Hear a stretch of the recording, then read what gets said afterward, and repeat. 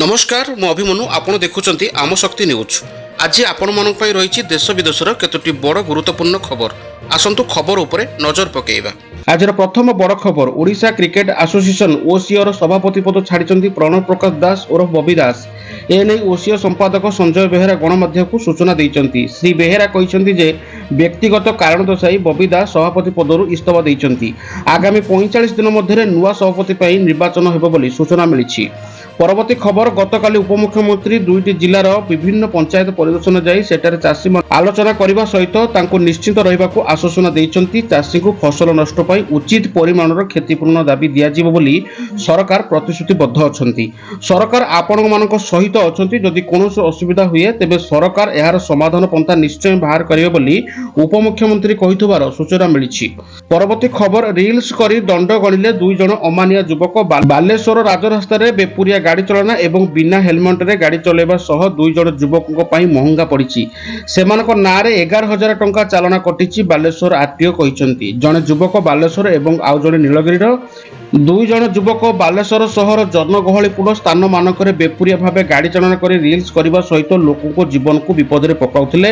सेमानकु भ्यूज निशा घारिथिबा बेले परिवहन विभागर छाट पड़िछि। सेमान व्यवहार करुथुवा दुईटी बाइक को जब्त करी रखिछि परिवहन विभाग। बापा मां आसी अंडरटेकिंग लेखिबा परे गाड़ी फेरस्त दियाजिबो। परवर्ती खबर, 40 वर्ष पर ब्लॉक संख्या वृद्धि करने अंटा भिड़िले मोहन सरकार। 1984 मसीह शेष थर पर नुआ ब्लॉक गठन करथिले ओडिशा सरकार। 304 ब्लॉक रु होइतिला 314 ब्लॉक हेले यहा भितरे दीर्घ 40 वर्ष बीती गलानी, किंतु नुआ ब्लॉक गठन ए पर्यंत होई पारे नाही। एबे नुआ सरकार नुआ ब्लॉक गठन करिबा पई पादे आगु को बढ़िचंती। एनै बड़ सूचना दैचंती राजस्व मंत्री सुरेश पुजारी। 2017 रे बीजेडी सरकार समय रे 500 नुआ पंचायत गठन करा जायतिला। हेले 24 वर्ष शासन काल रे नुआ ब्लॉक नै कोनोसी निष्पत्ति नै पारि नथिले।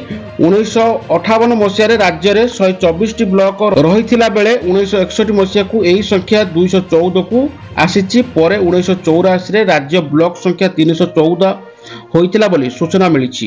परवर्ती खबर, एणिकी 6 मास नुहे वर्ष को 9 मास हेबो खरा गरम। विश्व तापमान 1.5 डिग्री सीमा पार करिछि। 2024 हेउछि वर्षर सबुठार उत्तप्त वर्ष। एही वर्ष रे 41 दिन अधिक होइछि खरा दिन। विश्व तापमान वृद्धि नै एभली सांघातिक रिपोर्ट प्रकाश करिछि यूरोपर परिवेश संस्था कोपर्निकस। वैज्ञानिक आशंका, जैव इंधन गाड़ी कोयला व्यवहार ह्रास न कले जीवन बंचिया पई अम्लजान भी अभाव पड़ियो बोली सूचना मिलिछि। परवर्ती खबर, राशन कार्ड हिताधिकारी पाई खुशी खबर। एणिकी राशन कार्ड चाउल सह मिलिबो गहम। ओडिशा समेत 9टी राज्य रे गहम मिलिबो। एने केंद्र खाउटी साधारण बंटन पक्षरु चिठी आसीछि बोली सूचना मिलिछि। परवर्ती खबर, बढ़िरा रेल यात्री समस्या। तेजस एक्सप्रेस रे आउ रहिबनी टंका फेरस्त करिवार सुविधा। वर्ष शेष हेबा सहित देशर प्रथम कॉर्पोरेट ट्रेन तेजस एक्सप्रेस द्वारा यात्रा करुथिबा यात्री मानक पाई एक दुखद खबर आसीछि। वर्तमान यात्रा समय रे ट्रेन विलंब हेले सेमाने कोनोसी फेरस्त पाई परिबे नाही। यात्री मानक फेरस्त प्रदान व्यवस्था को आईआरसीटीसी शेष करिछि। तेबे यात्री मानक सुविधा पाई आईआरसीटीसी एक नूतन बीमा पॉलिसी लागू करिछि। एहा अधीन रे बीमा राशि वृद्धि करा जायछि। वर्तमान मृत्यु हेले यात्री परिवार को 10 लाख टंकार क्षतिपूरण दियाजियो बोली सूचना मिलिछि। परवर्ती खबर, अचानक मुख्यमंत्री रणपुर गस्त। मुख्यमंत्री मोहन चरण माझी सीधा सड़क चाषी मानक सह कथबार्ता करी स्थिति अनुधान करी क्षयक्षतिर आकलन करबा पई आज पूर्वाह्न दिन 11 घटिका समय रणपुर ब्लॉक को आसिए बोली जना पड़िछि। गत किछि दिन धरी रणपुर अंचल रे लगाण वर्षा लागि रहितिला। एही लगाण वर्षा चाषी मानकर धान फसल नष्ट हो जाइछि। चाषी माने धार करज करी चाष कार्य करिथिबा बेले धान फसल वर्षा रे नष्ट होई चाष जमी रे गज हबार बोझ उपरे नलिता बिड़ा सदृश होइतिला। बाचस्पति तथा रणपुर विधायक सुरमा पाड़ी समेत कृषक जीव मोर्चा ब्लॉक अध्यक्ष कृषक मानक सहित आलोचना करी जमी को जाई स्थिति अनुधान करिसेंती बोली सूचना मिलिछि। परवर्ती खबर, दक्षिण कोरिया रे छातीथरा विमान दुर्घटना। जळी गले 179 यात्री, 2 जण अछंती जीवित। रनवे रे अवतरण करिबा बेले विमान क्रैश होइतिला। 181 यात्री मध्यरु जळी गले 179 जण। जातीय गणमाध्यम सूचना अनुसार रविवार दक्षिण कोरियार सकाळ 9:07 रे होइतिला विमान दुर्घटना। मृत्यु संख्या एबे सुधा भी चली। 179 ଜଣ ପ୍ରାଣ ହରାଇବା ସୂଚନା ରହିଛି। ଏହି ଭୟଙ୍କର ପ୍ଲେନ୍ କ୍ରାସ୍ ମାତ୍ର 2 ଜଣ ଜୀବିତ ରହିଥିବା କୁହାଯାଉଛି। ରବିବାର ସକାଳ 9:07 ଥାଇଲ୍ୟାଣ୍ଡରୁ ଦକ୍ଷିଣ କୋରିଆ ଫେରୁଥିଲା ମୁଆନ ଆନ୍ତର୍ଜାତୀୟ ବିମାନ ବନ୍ଦରରେ ଜେଜୁ ଏୟାରର ବୋଇଂ 737-800 ବିମାନ ଅବତରଣ ବେଳେ ରନୱେରେ ନିଆଁ ଲାଗିଯିବା ପରେ ବିସ୍ଫୋରଣ ହୋଇଥିଲା ବୋଲି ସୂଚନା ମିଳିଛି। ପରବର୍ତ୍ତୀ ଖବର, ସୁରକ୍ଷା ପାଇଁ ରାଜ୍ୟର ସମସ୍ତ ପିକନିକ୍ ସ୍ପଟଗୁଡ଼ିକୁ ଜଗିବେ ପୋଲିସ, ସୂଚନା ଦେଲେ ଡିଜିପି। ନୂଆ ବର୍ଷ ପାଇଁ ଏବେ ସମସ୍ତ ଦର୍ଶନ ସ୍ଥାନରେ ପର୍ଯ୍ୟଟକମାନଙ୍କର ଭିଡ଼ ଲାଗି ରହିବ। ସୁରକ୍ଷା ପାଇଁ ରାଜ୍ୟର ସମସ୍ତ ପିକନିକ୍ ସ୍ପଟଗୁଡ଼ିକୁ ଜଗିବ ପୋଲିସ। ପର୍ଯ୍ୟଟନ ସ୍ଥଳ ଓ ପିକନିକ୍ ସ୍ପଟରେ ଅଘଟଣ ଘଟିବା ନଜର ରହିଛି। ଏଥିପ୍ରତି ସଜାଗ ରହିବା ପାଇଁ ପୋଲିସ ମହାନିର୍ଦ୍ଦେଶକ ୱାଇବି ଖୁରାନିଆ ସବୁ ଏସ୍ପି ମାନଙ୍କ ସହିତ କଥା ହୋଇଛନ୍ତି। ପିକନିକ୍ ସ୍ପଟରେ ପୋଲିସ ଫୋର୍ସ ମୁତୟନ ରଖିବା ପାଇଁ ଡିଜିପି ଶ୍ରୀ ଖୁରାନିଆ ନିର୍ଦ୍ଦେଶ ଦେଇଛନ୍ତି ବୋଲି ସୂଚନା ମିଳିଛି। ପରବର୍ତ୍ତୀ ଖବର, ଶ୍ରୀମନ୍ଦିର ସିଂହଦ୍ୱାର ଗୁମୁଟ ପତିତପାବନ ନିକଟ ମଣିବନ୍ଧରେ ରୂପା ଛାଉଣି କାର୍ଯ୍ୟ ଆରମ୍ଭ ହୋଇସାରିଛି। ଏହି କାର୍ଯ୍ୟ ନେଇ ଶ୍ରୀମନ୍ଦିର ପ୍ରଶାସନ ଓ ଶ୍ରୀମନ୍ଦିର ପରିଚାଳନା କମିଟି ପକ୍ଷରୁ ପୂର୍ବରୁ ନିଷ୍ପତ୍ତି ହୋଇଥିଲା। ଏହା ଅନୁଯାୟୀ ସମସ୍ତ କାର୍ଯ୍ୟ ଆରମ୍ଭ ହୋଇସାରିଛି। ତେବେ ପୂର୍ବରୁ ଶ୍ରୀମନ୍ଦିର ଭିତରେ 7 ଗୋଟି ଦ୍ୱାର କବାଟରେ ରୂପା ଛାଉଣି କାର୍ଯ୍ୟ କରାଯାଇଥିଲା। ସେହିପରି ସିଂହଦ୍ୱାର କବାଟରେ ମଧ୍ୟ ରୂପା ଛାଉଣି କରାଯାଇଛି। ବର୍ତ୍ତମାନ ସିଂହଦ୍ୱାର ଗୁମୁଟ ପତିତପାବନ ନିକଟ ଥିବା ମଣିବନ୍ଧରେ ରୂପା ଛାଉଣି କାର୍ଯ୍ୟ କରାଯାଉଛି। ପରେ ପତିତପାବନ ମନ୍ଦିରକୁ ମଧ୍ୟ ରୂପା ଛାଉଣି କରାଯିବ ବୋଲି ଯୋଜନା ରହିଛି ବୋଲି ସୂଚନା ମିଳିଛି।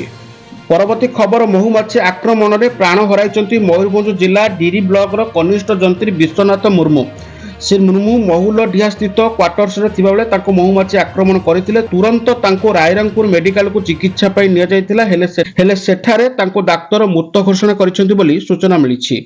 ପରବର୍ତ୍ତୀ ଖବର, କ୍ରିକେଟ ଖେଳକୁ ନେଇ ରାସ୍ତାରୋକ। ଭୁବନେଶ୍ୱର ଲକ୍ଷ୍ମୀସାଗର ଛକରେ ସ୍ଥାନୀୟ ଲୋକମାନଙ୍କର ରାସ୍ତାରୋକ। ଖେଳ ପଡ଼ିଆରେ କ୍ରିକେଟ ମ୍ୟାଚ୍ ବାରଣକୁ ନେଇ ତୁମୁଳ କାଣ୍ଡ ହୋଇଯାଇଛି। ଫଳରେ ରାସ୍ତାରୋକ ପାଇଁ ଛୁଟି ଦିନରେ ଫସିଲେ ଲୋକେ। ଲକ୍ଷ୍ମୀସାଗର କଟକ ରୋଡ ରାସ୍ତା ଉପରେ ବସି ବିରୋଧ କରିଛନ୍ତି ସ୍ଥାନୀୟ ଲୋକ। ରସୁଲଗଡ଼ କଳ୍ପନା ରାସ୍ତାରେ ଅଟକି ରହିଛି ଶହ ଶହ ଗାଡ଼ି ମଟର।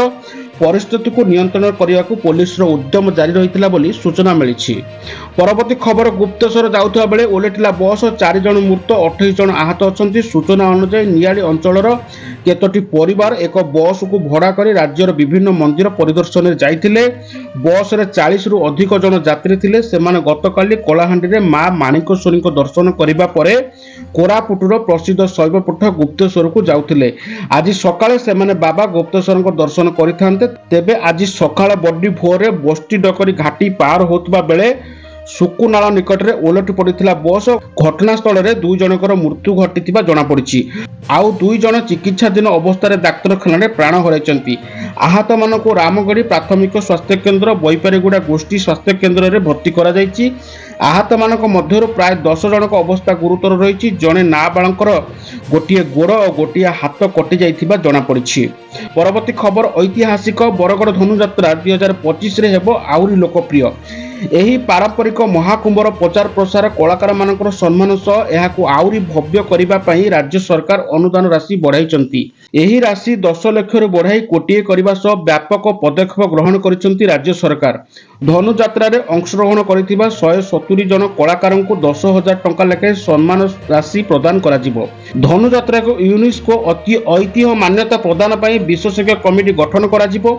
ଧନୁଯାତ୍ରା ସମ୍ପର୍କିତ ସମସ୍ତ ତଥ୍ୟ ପ୍ରଦାନ ପାଇଁ ସମ୍ପର୍କିତ ୱେବସାଇଟ୍ ନିର୍ମାଣ କରାଯିବ। LED ପରଦା ମାଧ୍ୟମରେ ପ୍ରଥମ ଥର ପାଇଁ ଓଡ଼ିଶାର ବିଭିନ୍ନ ସ୍ଥାନରେ ଧନୁଯାତ୍ରାର ସିଧାସଳଖ ପ୍ରସାରଣ କରାଯିବ। ପୂର୍ବ ବର୍ଷମାନଙ୍କରେ ଧନୁଯାତ୍ରାରେ ଅଂଶଗ୍ରହଣ କରିଥିବା କଳାକାର ଏବଂ ସେମାନଙ୍କ ପରିବାର ବର୍ଗକୁ ସମ୍ମାନ ଏବଂ ସମ୍ବର୍ଦ୍ଧନା ଦିଆଯିବ ବୋଲି ସୂଚନା ମିଳିଛି। ପରବର୍ତ୍ତୀ ଖବର, ଦିଲ୍ଲୀରେ ଧରାପଡ଼ିଛନ୍ତି 8 ଜଣ ବାଂଲାଦେଶୀ ନାଗରିକ। ଅବୈଧ ରୂପେ ସେମାନେ ଭାରତରେ ପ୍ରବେଶ କରିଥିଲେ। ଜଣେ ପୁରୁଷ ଓ ଜଣେ ମହିଳାଙ୍କ ସମେତ ଏହି 8 ଜଣ ବାଂଲାଦେଶୀ ନାଗରିକ ଜଙ୍ଗଲ ରାସ୍ତା ଏବଂ ଏକ୍ସପ୍ରେସ୍ ଟ୍ରେନ୍ ଯୋଗେ ଭାରତରେ ପଶିଥିଲେ। ସେମାନଙ୍କୁ FARR ମାଧ୍ୟମରେ ବାଂଲାଦେଶକୁ ପଠାଯାଇଛି ବୋଲି ସୂଚନା ମିଳିଛି। ପରବର୍ତ୍ତୀ ଖବର, ମଦ ଦର ବୋତଲ ବୃଦ୍ଧି ହେବା ନେଇ ସୂଚନା ଦେଇଛନ୍ତି ଅବକାରୀ ମନ୍ତ୍ରୀ। ଗୋଟିଏ ବିୟର ବୋତଲ ଓ କେନ୍ ପିଛା 10 ଟଙ୍କା ବଢ଼ିବ। ନୂଆ ବର୍ଷରୁ ଏହି ରେଟ୍ ଲାଗିବ। ମଦରୁ କିଛି ଅଧିକ ଟଙ୍କା ପାଇବାକୁ ସରକାର ଲକ୍ଷ୍ୟ ରଖିଥିବା ବେଳେ କିଛି ଏମିତିକା ପଦକ୍ଷେପ ନେବାକୁ ଯାଉଛନ୍ତି ରାଜ୍ୟ ସରକାର। ବିଦେଶୀ ମଦ ଅପେକ୍ଷା ବିୟର ଓ କେନ୍ର ଚାହିଦା ବଢ଼ୁଥିବା ବେଳେ ମଦ ନିଗମ ପାଖରେ 9 ଲକ୍ଷ ବିୟର ପେଟି ରହିଛି। ରେଟ୍ ବଢ଼ିଲେ ଏଥିରୁ ପାଖାପାଖି ସରକାର 90 କୋଟି ଟଙ୍କା ରାଜସ୍ୱ ପାଇବେ ବୋଲି ସୂଚନା ମିଳିଛି। ଦର୍ଶକ ବନ୍ଧୁ, ଇଏ ଥିଲା ଆଜି ଦିନର କେତୋଟି ବଡ଼ ଗୁରୁତ୍ୱପୂର୍ଣ୍ଣ ଖବର। ଆଶା କରୁଛି ଆମର ଖବର ପ୍ରସାରଣ ଆପଣମାନଙ୍କୁ ଭଲ ଲାଗୁଥିବ। ଆମର ଭିଡ଼ିଓ ଆପଣମାନଙ୍କୁ ଭଲ ଲାଗୁଥିଲେ ଭିଡ଼ିଓଟିକୁ ଗୋଟେ ଲାଇକ୍ କରିବା ସହିତ ଆମ ଚ୍ୟାନେଲକୁ ସବସ୍କ୍ରାଇବ୍ କରିଦେବେ। ଭିଡ଼ିଓଟିକୁ ସମ୍ପୂର୍ଣ୍ଣ ଦେଖିଥିବାରୁ ଆପଣମାନଙ୍କୁ ଅନେକ ଅନେକ ଧନ୍ୟବାଦ।